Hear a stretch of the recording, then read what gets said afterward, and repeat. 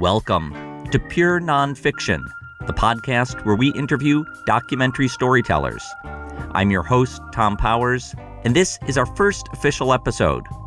I work as the artistic director of the Doc NYC Festival and as the documentary programmer for the Toronto International Film Festival. Those jobs have put me in touch with hundreds of documentary storytellers. Now I want to share their stories with you. Our guest today is Kahani Cooperman, who started out in the late 1980s working at Maysles Films. She spent 18 years at The Daily Show, rising to be co-executive producer, but she left last year and now has a new job as showrunner for The New Yorker Presents. I got an email from Alex Gibney, and he says, I don't know what, Jon Stewart's announcement means for you, but I have a rather extraordinary opportunity. My connection to Kahani goes back 4 years and requires a little personal history to explain. In 2011, my wife Raphaela Nahausen and I were raising our 1-year-old son in Manhattan and decided it was time to move to the suburbs. We heard about a group of people who wanted to start a film festival in Montclair, New Jersey, not far from New York City. Raphael and I had already started one festival with Doc NYC, so we thought, why not another? And we got the job. Kahani and her family lived in Montclair and were early supporters of the festival. She was working at The Daily Show with Jon Stewart, and her husband, Jeff Cooperman, was the managing producer of The Colbert Report. We got to be friends. Last year, Raphaela teamed up with Kahani to produce the short film Joe's Violin that you'll hear more about later. When I was looking for a first guest on Pure Nonfiction, I had two things in mind. She had to be a great storyteller, and she had to be a good sport to record in my basement, because it's the most quiet room in the house. Kahani fit both criteria. Also, I was curious to know how she wound up in so many great jobs. Kahani grew up in Bethesda, Maryland, and studied English and modern drama at the University of Chicago. In the late 1980s, she moved to New York City to get an MFA in film at Columbia University, which was better known for fiction than nonfiction. To start the conversation, I asked Kahani what drew her into documentary. Instinctively, I was drawn to real people's stories. Everything I read or I saw, I ended up just unexpectedly being more curious about making those stories, telling stories that way. The school, I will say, was a little perplexed. They didn't really have a program for it. They didn't have any kind of infrastructure. And I just kind of went ahead anyway and was on the lookout for interesting stories of real people in the world. I think I saw like Roger and Me and other films that just really got me excited about telling stories that way. Also, hugely influential there was a bulletin board in the main hallway at school, and I saw a little notice on it that said summer job at Maysles Films. And I, at the time, did not know who the Maysles were. But I said they make documentaries, and I just thought, well, that sounds interesting. So I called the number, and I got an interview, and I went there, and I interviewed, and I got the job. Without knowing it, Kahani had landed in a legendary home of documentary film. The brothers Albert and David Maysles had been pioneers of theatrical documentaries with films like Salesman, Gimme Shelter, and Grey Gardens. In 1987, the younger brother, David, died of a stroke at the age of 55. Albert remained a distinguished figure in New York, known for his black, horn-rimmed glasses and a magnetic personality that drew people to his camera. He surrounded himself with collaborators that made the company a vital hub. It was a summer job running the front desk, and when you run the front desk at Maysles, you're in the center of everything. So suddenly I was in the place, and around me are like Joe Berlinger and Bob Richmond, and of course Albert and Susan Fromke and Deborah Dixon. And it was an incredible time there, very exciting. And this whole world opened up to me. So late 80s, Maysles Films, what was going on there? They were, making a lot of films about classical music artists. So there were all these films going on. There was a film about Vladimir Horowitz, and a film about Seiji Ozawa, and a film about Jesse Norman. And, they have to pay the bills. They were doing Sports Illustrated swimsuit cover documentaries, which... That was like an annual gig for them for a while. It was. And they did commercials and industrials. So all around me, there were editors at work, real people casting people at work. It was all kinds of things. Then there were also like just your commercials and, industrials. So was that illuminating to you that this company that maybe you thought of walking in as a documentary company also had this side business doing commercials? It was like, oh, reality check. If they can't make a living making films, who can? What I learned from that right away was that you have to use these skills in a lot of different, if you have them, use them in a lot of different ways to make ends meet. It's, a very rare person that could ever think to have a career just from making documentaries. But they approached every one of these projects like it was a documentary film in a way. So there was never like a drudgery feeling about any of these projects that were going on. It became like a second film school. And it's kind of cemented my passion for this is the way I want to tell a story. So I had to do a thesis for Columbia, and I decided I'm doing a documentary. Kahani made a short documentary called Cool Water. So Cool Water was the story of two young ice carvers in love. And they were a young couple who used chainsaws to carve sculptures out of 300-pound blocks of ice. They loved each other, ice sculpting, and Led Zeppelin. And I'm not sure in what order, but that was their thing. They loved it. They were so passionate. They were sweet as hell.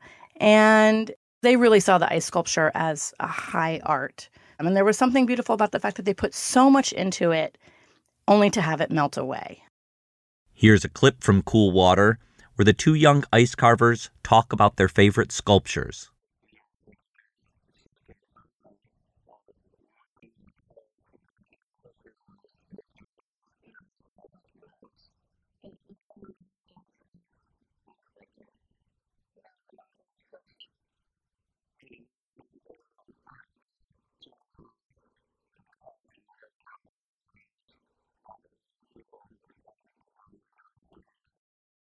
Cool Water premiered at the 1991 Sundance Film Festival, where Kahani met Richard Linklater.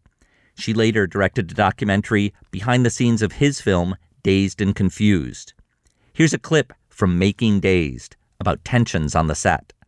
The first voice is producer James Jacks, followed by Linklater. I had the power on the set, not Rick. It was our movie. Now, it was his vision, and we were there to help him. But if we really had a problem with it, Rick would have been gone. I knew he was a wrestler, kind of burly, wrestler guy, but I was quick, I had him on speed. So I was already planning, like if he makes a move to me, I'm gonna back up and start jabbing. I was ready for him that way, because if he could get his bear hug around me and a wrestler, I would be doomed. So I was ready to do my float like a butterfly and just start. I was ready. It didn't get to that. You can find Making Dazed on the Criterion Collection DVD of Dazed and Confused. Next, Kahani produced Nick Broomfield's documentary, Heidi Fleiss' Hollywood Madam. Then she got a job in Los Angeles on a TV series for the new FX network. It was called Lost and Found. It was about reunions and their stories of reunions. And, I interviewed, I got the job, and it was like a 10-week paying gig, which for me at that time was huge. So I could pitch reunions that I thought of, but also they gave me some. So the ones I pitched, I reunited a band from my high school. And wonderfully, I asked Albert Maysles, hey, is there anyone you want to be reunited with? And without a second thought, he said, yes, there is. There's a woman from high school who I was always too nervous to talk to. And I always wondered what happened to her. And Albert, of course, he has no ulterior motive. Was a very happily married family man, but he was just curious. What happened to this person? Who is she now? Here's Albert Maysles, then in his late 60s, in Lost and Found. Well, I'd like to see Johannesburg. I've never really known her. I've seen her walking through the corridors of Brooklyn High School 50 years ago when I was in my last year of high school. And she was tall and sturdy, maybe even taller than I. And as I recall, a very, very poetic kind of woman with eyes that had me enchanted to the point where I just wanted to go up to her, to talk to her, I was too shy. I just never said a word to her as far as I can recall. In her, I found peace of mind. So we found her, Janice Schulman. They had grown up in Brookline, Massachusetts together. And she was widowed. And we interviewed Janice in her home. And she was lovely. She just could not. She's like, I can't imagine why he would want to see me. And she was just, I hope I did nothing to hurt his feelings. Like, it was just like so sweet. But she was game. Like, it was so wonderful. She was game to do this. So my idea was to go with her on a train to Philly, a train that stops in New York where Albert would get on. Somehow they would find each other on this train and then take the journey together to Brookline, Massachusetts, where they had gone to high school. So I met Albert at the station and I got him onto the train and I said, Albert, she is on the next car and I'm not going to tell you who she is. You're just going to have to figure it out. So he's like, okay, and in his mind, he's remembering like a 16 or 17-year-old girl. But he walks through the train, the next car, and he's looking from seat to seat. He passes by her, and he keeps walking, and suddenly he stops. And I hope I'm remembering this right, but he stops, and he turns around slowly, and he takes a few steps backwards, and he says, Janice? And she looks up and she says, yes. And then, it was incredible. So they have their reunion. They sit next to each other.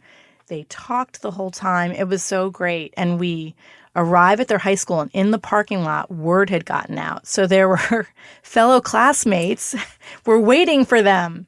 So it was a very sweet scene. And they all walk around the halls together. And he has his moments with Janice. And at the end of their stroll, she kisses him on the cheek, and he just smiles from ear to ear, looks up at heaven, throws his arms up and said, wow, if only that could have happened in high school. And it was just so lovely. And that was the piece. And the show, by the way, only had one season, and I'm sure no one ever even saw it. But it was very special to do that with Albert. After Lost and Found, Kahani returned to New York, where she interviewed for a new TV show. They were developing a show for Comedy Central that may or may not happen. They didn't know. It was maybe going to be called The Daily Planet. They weren't sure, but they were looking for field producers. And in 1996, I started as a field producer on The Daily Show. First, the show's host was Craig Kilborn. The Daily Show is supposed to kind of look like a news show. Like if you turned your sound off, you wouldn't know that this isn't a news show, which kind of worked and kind of didn't. Our original sets did not look like news show sets. So what I had to do was field pieces. So I'd go with correspondents into the field to real stories, real people, real characters. It was much more news of the weird back then, which was right up my alley. And we'd travel all over the world. In my first year, I did 40 field pieces. I do remember, though, that, I came from documentary, and I came from, like, the Maysles way of doing things, which is to let people tell their own stories.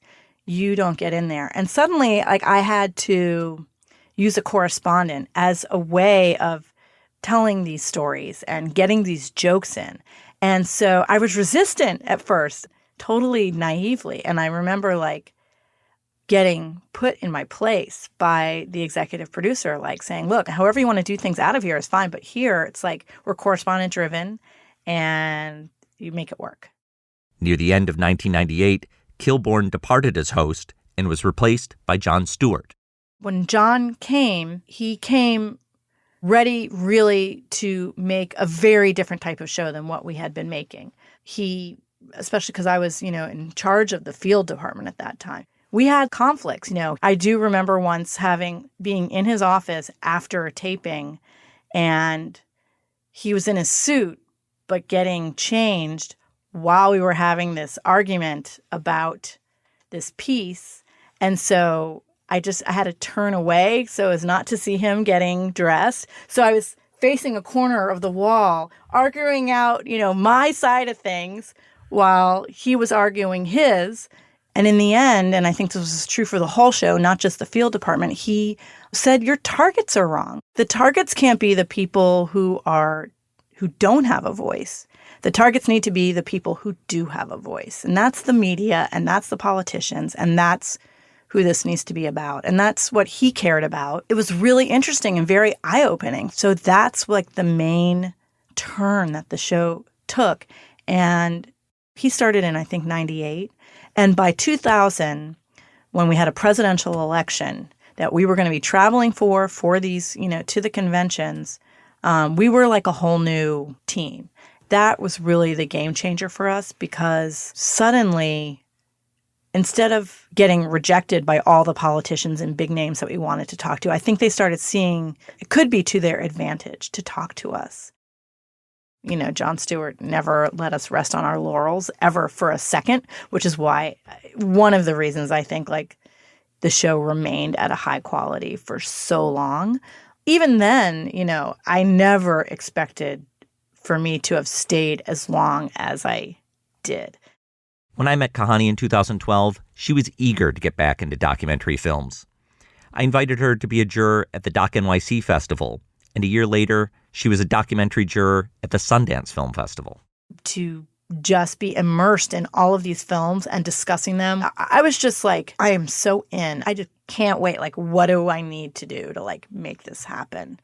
And, but I still had a job, and I have a family, and I had missed a bit of the evolution of documentary over those years. And so I made a concerted effort to find out who's making films. Like, what haven't I seen? Like, who's broadcasting films? Who shows films? And I re-educated myself, and I emerged from that experience knowing like the next thing for me is I want to make a film. I need to re-earn my stripes. We'll be back with more from Kahani Cooperman in a minute, but first, a word from our sponsor.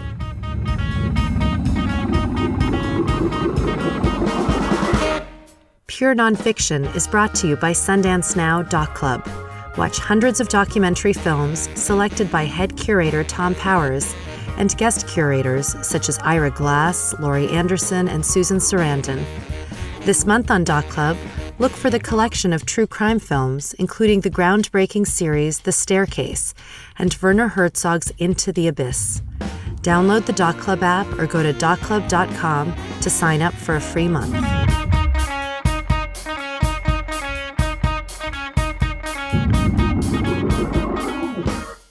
Now let's go back to Kahani Cooperman as she talks about getting an idea for a new documentary while listening to the radio. I commuted to The Daily Show. I drove. And so I drove from my liberal New Jersey suburb in my Prius, listening to NPR, because I'm a cliche. And I heard a promo a few days in a row for an instrument drive that WQXR was going to be having. And it was, donate your instruments, and all the instruments we collect are going to go to New York City school kids. Like Joseph Feingold, a 91-year-old Holocaust survivor from the Upper West Side. And I just thought, I wonder what the story of that violin is. It was a violin. I bet it has a story. And then, over at the next block, I was at the light, and I thought, wait, but it's going to go to a school kid in New York City. I wonder what that kid's story is. By the time I got to the parking lot, this whole film, played itself out in my head. The radio station WQXR collected the instruments, and through Mr. Holland's Opus Foundation, the violin was placed at the Bronx Global Learning Institute for Girls, where every student learns to play a string instrument beginning in kindergarten. In this clip from Joe's violin, the teacher, Coco Tanaka Suwan, presents the violin at an assembly to 12-year-old Brianna Perez. It's such a joy to teach you every single day here at school. You display a passion for music that is very rare. We know, Brianna, that you will cherish this violin and enjoy playing on it just as Joseph does. Kahani started work on Joe's violin while still employed at The Daily Show, but that would change in April 2015. Jon Stewart announces on a Tuesday night to the viewing audience that he's leaving The Daily Show. The day after he announced that he was leaving, I got an email from Alex Gibney, and he says, I don't know what, Jon Stewart's announcement means for you, but I have a rather extraordinary opportunity, a show called The New Yorker Presents for Amazon. And it was taking the New Yorker magazine and translating it into short films to make these half-an-hour episodes. And I watched the pilot, and I felt like it was something I could maybe do.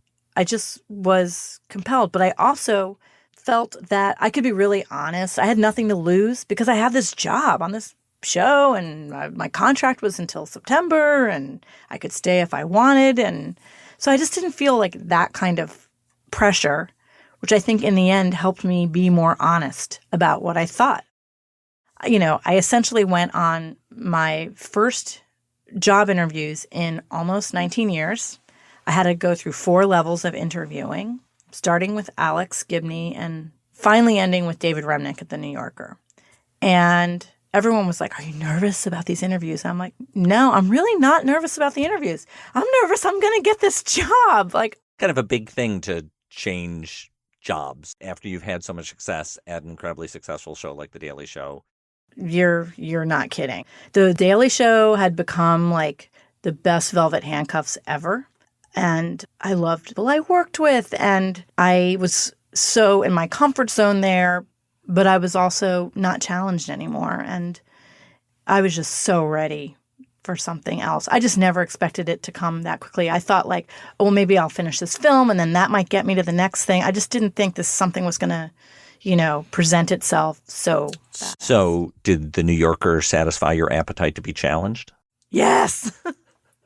Oh, my God. So I had a weekend in between my almost 19 years at The Daily Show and starting up this brand new show from the ground up. We did have a pilot, which was great. So there was a place to start. But staffing and structuring the show and our new ideas, and then being the main person to coordinate between a lot of very powerful voices. My diplomacy skills, thank God, were already quite good, and now they are sharpened to just a fine point. And I was able to structure how we were going to make the show, but also how we could take all of these short films, and even though they're all done by different people about different things and in different styles, make them feel like they were from the same universe. That was part of my job, was to creatively figure out what's the gel here.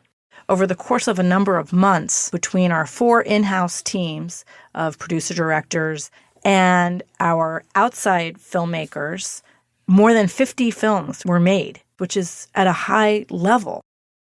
And I had a weekend in between The Daily Show and this. So I still haven't really, because we're just finishing up The New Yorker Presents, fully digested that I left The Daily Show because I never had time to. In The New Yorker Presents, Kahani serves as the showrunner and executive producer alongside the Oscar-winning filmmaker Alex Gibney. Each show presents a variety of material, like the magazine. There's reportage, fiction, humor, and of course cartoons. For the documentary segments, they've recruited top filmmakers like Lucy Walker and Roger Ross Williams. Here's a clip from episode 2. It's a segment about children rodeo riders, based on an article by Burkhart Bilger called The Ride of Their Lives. Filmmaker Steve James, best known for Hoop Dreams, directed this piece. We're going to hear 7-year-old Ryder Rutledge, a champion rider of bucking calves, getting advice from a coach. Lift. Get a hold. Get a hold. Get over there. Get over there. Hey. Get up. Spurred yourself in the butt, didn't you? He never touched you. Show me where there's a rock. Look. Is that a rock? That ain't a rock. You spurred yourself in the butt because you let go. Get up. You're getting on another one. You can't let go. Walk it off. What are you crying about? What are you sniveling about? What hurts? What hurts? My hand. Why's your hand hurt? My rope was too tight. No, your hand don't hurt because your rope's too tight. Let's go. Your hand hurts because you're a wiener.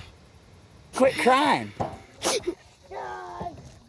Or you can go play Tiddlywinks. You want to go play Tiddlywinks? No. I know you don't. You want to ride Gibbs. I know you do. You're good at it. Give me some. Are you champ or chump? Champ. Champ or chump? Champ. Champ or chump? Champ. You can watch The Ride of Their Lives in episode 2 of The New Yorker Presents on Amazon. Kahani's short film, Joe's Violin, will premiere at the 2016 Tribeca Film Festival. Our conversation wound back to Albert Maysles, who passed away last year at the age of 88. I asked Kahani when she last saw him. Sadly, I hadn't seen him in a while, and I had reached out to him, and for the first time ever, didn't get a call back. And, I was like, that's strange. And I found out afterwards that when I had called was right when he had gotten his diagnosis, and I think that was that. And then I had a plan to go visit him and say hi, and he died the night before. So I didn't get to see him again. And my last time seeing him, though, was a joyous moment. We actually met on the red carpet at the Emmys. He was there for Grey Gardens, which had been on HBO, and I was there with The Daily Show. So we have, pictures of us, with our arms around each other. He's in a tuxedo and I'm in my dress, smiling away. And I'm wearing really dorky sunglasses, and he's wearing his cool Albert glasses. And I'm like, I wish I was wearing those. But it's a great picture, and that was my last time physically seeing him. I want to thank Kahani Cooperman for being our first guest on Pure Nonfiction. In our next episode, we'll talk to Dawn Porter, whose new documentary, Trapped, tells the human stories behind this year's Supreme Court case on abortion. She'll talk about that film and the steps in her career leading up to it.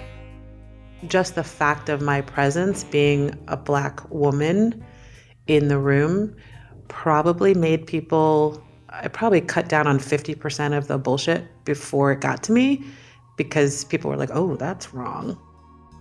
Thanks to the Pure Nonfiction team, series producer Michael Scotti Jr., coordinating producer Rachel Fishman-Feddersen, and executive producer Rafaela Nahausen. I'm Tom Powers. If you like what you've heard, the best way to support us is to subscribe on iTunes and leave a review, even a short one. You can read our show notes, learn about live events, and sign up for our newsletter at purenonfiction.net.